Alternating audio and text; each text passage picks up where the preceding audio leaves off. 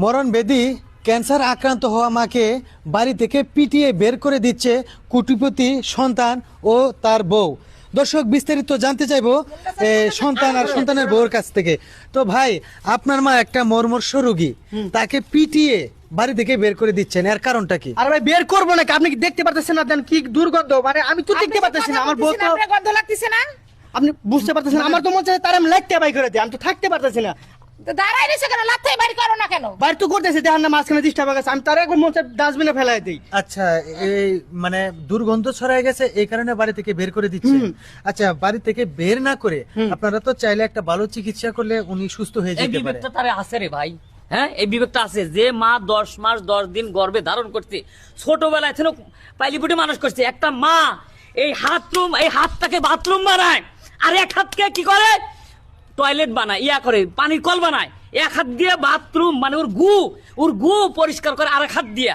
তাহলে এই দুই হাত দিয়ে এই সাওয়ালকে মানুষ করতে, এই সাওয়াল কি করে মার দুর্গন্ধ দেখে কি করে মা লাত্তি দিয়ে ফেলা দিছে। কত বড় জানোয়ার, কত বড় পশু, আপনি চিন্তা করছেন? আর থামেন, শুনেন, এদিকে বলে সোয়াইছি রোগ। আর মামলা কত শুনেন? এটা কিসের সোয়াই?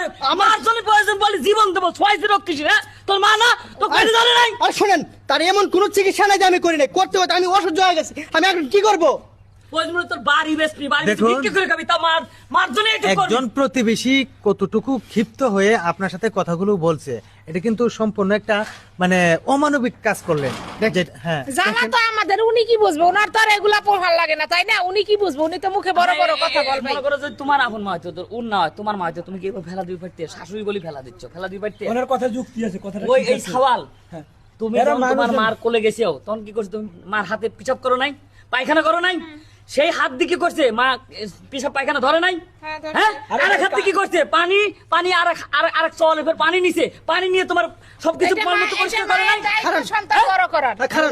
দায়িত্ব যদি হয় তাহলে তোমার আমি দুটা কথা বলি। মা কি করো? আচ্ছা, তোমার দায়িত্ব হচ্ছে আপনার এত টান লাগে, এত মায়া লাগে, আপনি এখানে নিয়ে যাওয়া পালেন, তাই নিয়ে এত যাবো। কথা বলেন না আপনি। তাই নিয়ে যাবো, তার তোর মতো জানোয়ারের কাছে রাখবো না। এইভাবে অবহেলা করেছে। আমরা রাখবো না, আমরা রাখবো না, আমরা রাখবো না। আচ্ছা, ঠিক আছে।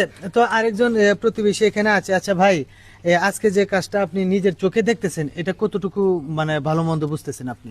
কাজটা অনেকই খারাপ, অনমানবিক একটা কাজ। কারণ ছেলে হইয়া মার সাথে এরকম ব্যবহার করতে পারে না, যে 10 মাস 10 দিন তারে গর্ভে ধারণ করছে। সে যত রোগী হোক, যত গন্ধই হোক, আচ্ছা তার যদি এই শিশুকালে যদি এরকম হইতো, মা কি তাকে ফালিয়ে দিতে পারতো? না, এটা জীবনেও পারতো না। ফালাই নাই। কিন্তু এই ছেলে পোলাপান মানুষ, এরা রক্ত এখন গরম, তারা এটা বুঝতে পারতেছে না যে মা কি জিনিস। মায়ের পায়ের নিচে সন্তানের ব্যস্ত, কিন্তু এই ছেলে মাকে লাথি মাইরা ফালিয়ে দিতে পারতে।